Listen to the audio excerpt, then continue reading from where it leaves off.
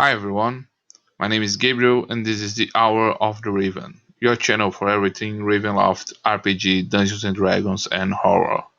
Taking a brief break from our exploration of the Land of the Mists, today we will cover Vladeska Drakov and the new domain of Falkovnia featured in Van Richten's Guide to Ravenloft, and provide some comments on the changes introduced for Dungeons and Dragons 5th edition of Ravenloft. The Van Richten Guide to Ravenloft has brought a new version for Falkovnia and its Dark Lord. Vlad Drakov from the Falkovnia of the classic setting was not included in the new book Van Richten Guide to Ravenloft, and instead a new version of the character, Dark Lord Vladeska Drakov, was inserted in his place. If you are interested in Vlad Drakov's stats and update for Dungeons & Dragons 5th edition, I recommend you take a look at the version of the Dark Lord created by Mist Factor Press in the DM's Guild. Mist Factor Press is on a project to update all Dark Lords and domains for the 5th edition of Dungeons & Dragons, and create a complete book of Dark Lords. They are also making available Dark Lords and domains specific books, releasing a new Dark Lord every Monday. And the book about Vlad Drakov and Falkovnia is already available on the DM's Guild. Are you ready? So, let's explore this new version of Falkovnia and find out what new horrors are unveiled by the Mists in the 5th edition of Dungeons & Dragons.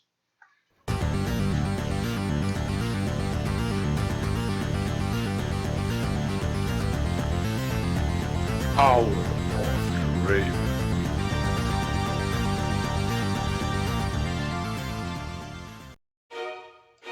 The new Falkovnia is a domain of Ravenloft that explores themes of disaster horror.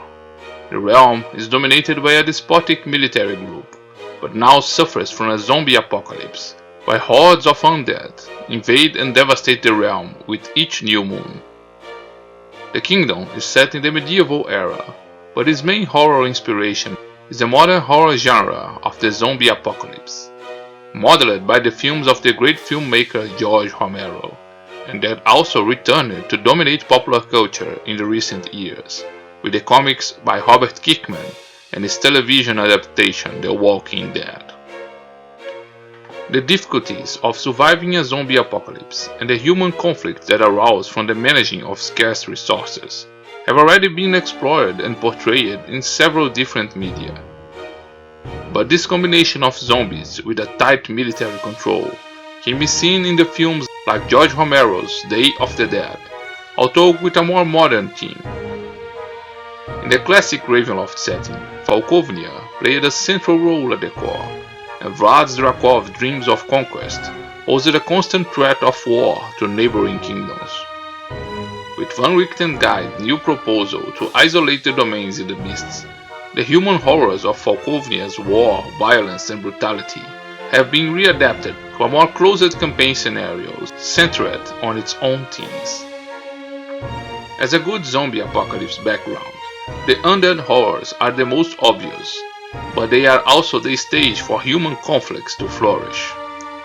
The new Falkovnia brings at the center of these human conflicts the constant domination of the military, who govern the last refugees and survivors and command the desperate defense against the advance of the undead.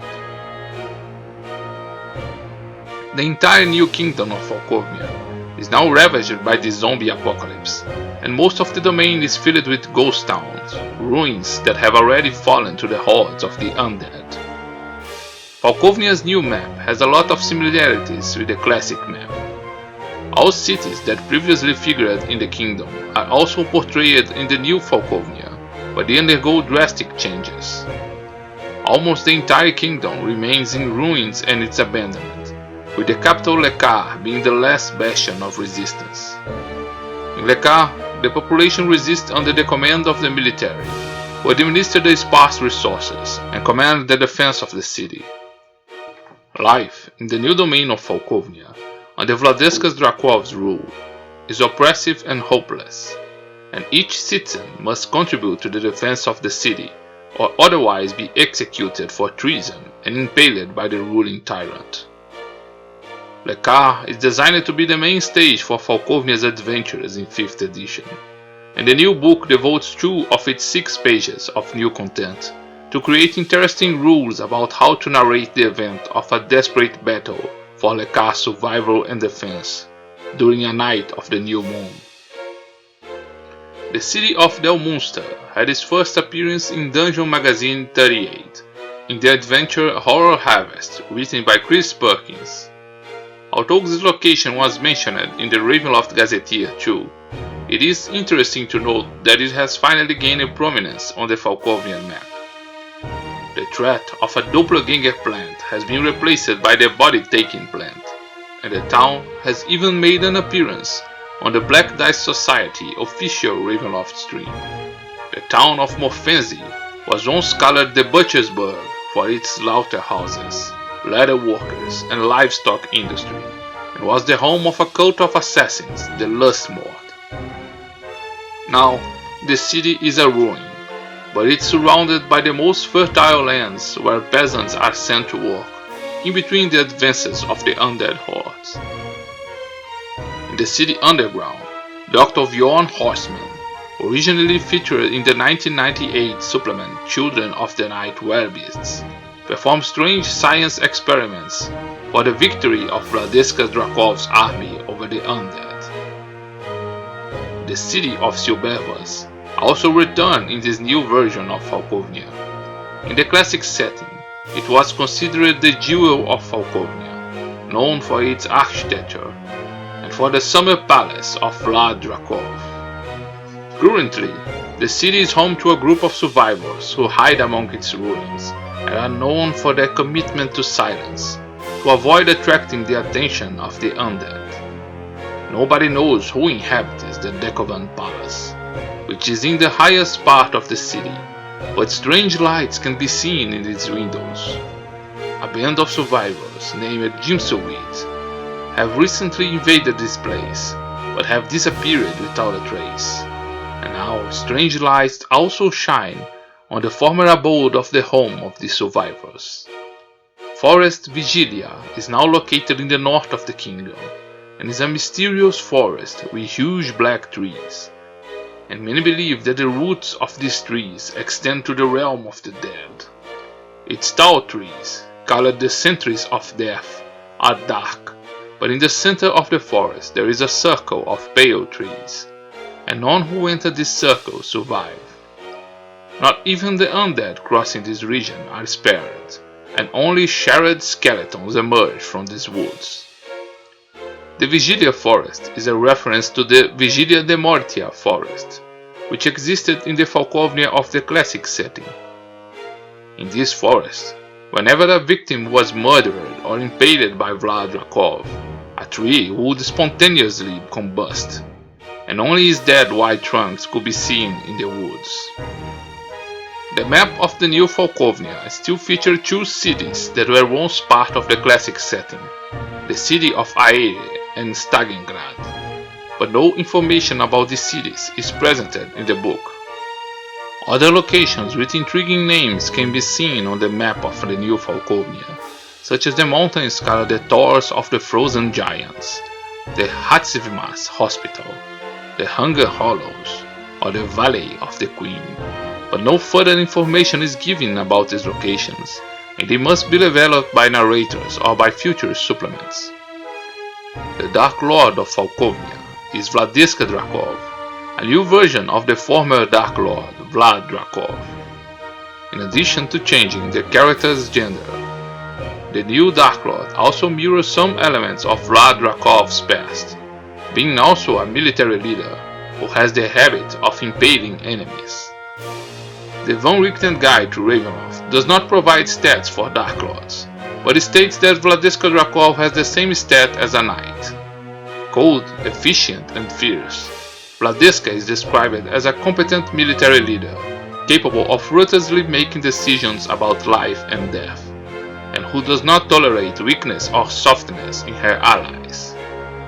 She believes that she is the only one capable of leading her people to victory, and aims to one day conquer a great empire to rule. All who live under her domain are seen as tools of her will, and must show loyalty or die in the stake. Even under the drastic conditions of her government, she will never admit failure, and would lead them all to their deaths before giving up or granting defeat. Vladeska Drakov's past is briefly explored in the new book.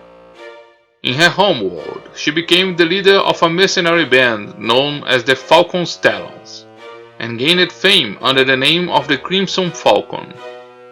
Taking advantage of the numerous conflicts of a land disputed by noble families, her mercenaries were feared for their efficiency and cruelty, and gained infamy and respect. Vladiska quickly amassed a fortune and dreamed of acquiring titles and land to become a ruler.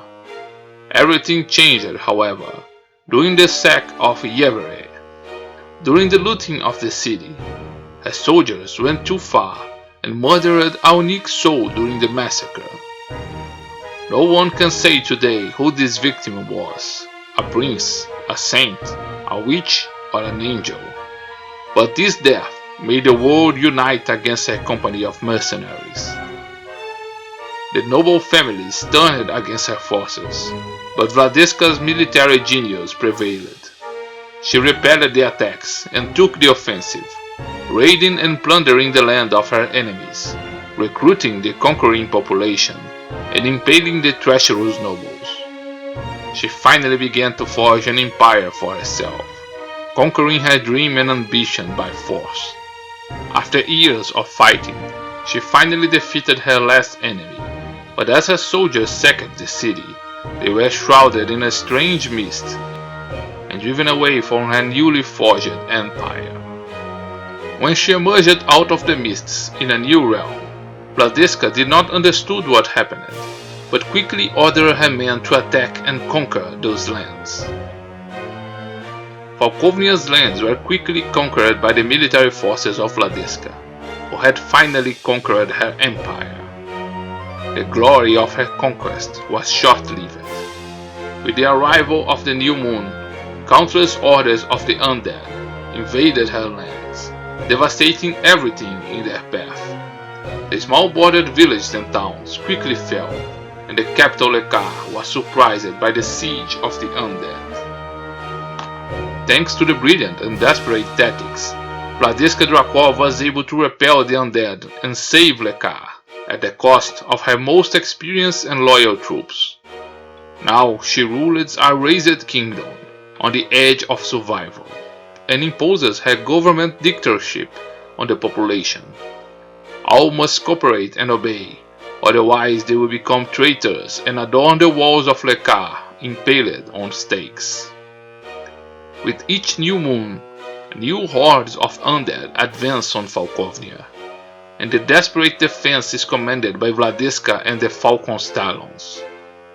She will never recognize defeat, and hides the fact that in every zombie of the undead horde, she recognizes the faces of her dead soldiers and the people she had exterminated in her trail of violence and blood.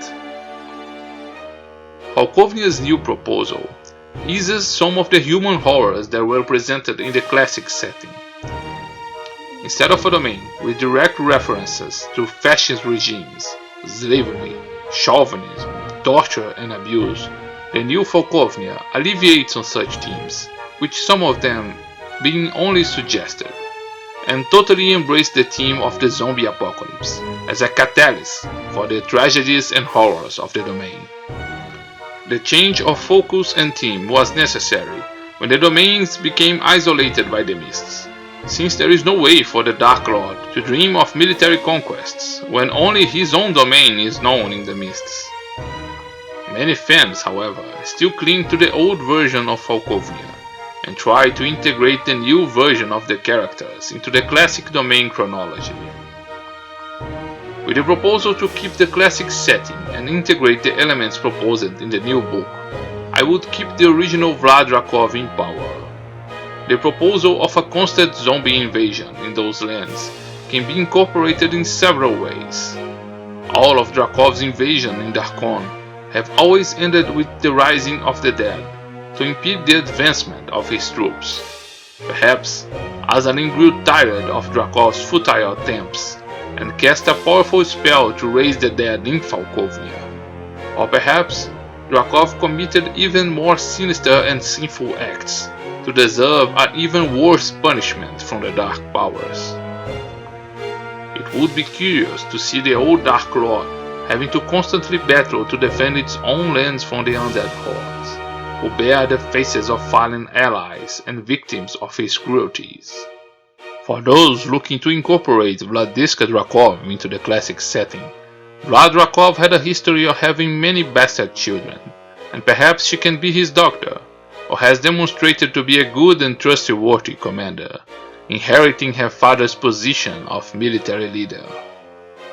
Perhaps Drakov is still alive inside his stronghold, and has to watch the ruin of his domain, as Vladiska tries to save what is left from his kingdom. In the comment sections of the video I made about how to connect the classic and new Ravenloft, many of you contributed with interesting ideas on how to try to merge both Falkovnias. An interesting idea for Vladeska Drakov will be to make her a Dark Lady from another domain. Perhaps she led an expedition against the realm of Darkon, not accepting defeat at any cost. Maybe she did indeed kill a unique soul during her invasion. Or, for her unacceptance of defeat, she led her soldiers to needless death and became cursed by the Dark Powers, waging a relentless battle against the undead hordes in a domain isolated by the mists. Another interesting idea that has been suggested is that Vladeska Drakov seized power in Falkovnia, dethroning and assassinating her father Vlad Drakov. However, the former Dark Lord did not accept his own death, and now has returned from the grave as an undead monster to command the dead to reconquer the kingdom of Falkovnia. In this proposal, both Dark Lords Vlad and Vladiska, father and daughter, will be in conflict over the rule of Falkovnia, where death and life would clash on the battlefield. What did you think of Falkovnia's new version on Van Richten's Guide to Ravenloft? Do you intend to merge elements of both classic and new settings, or use just one of the versions in your game?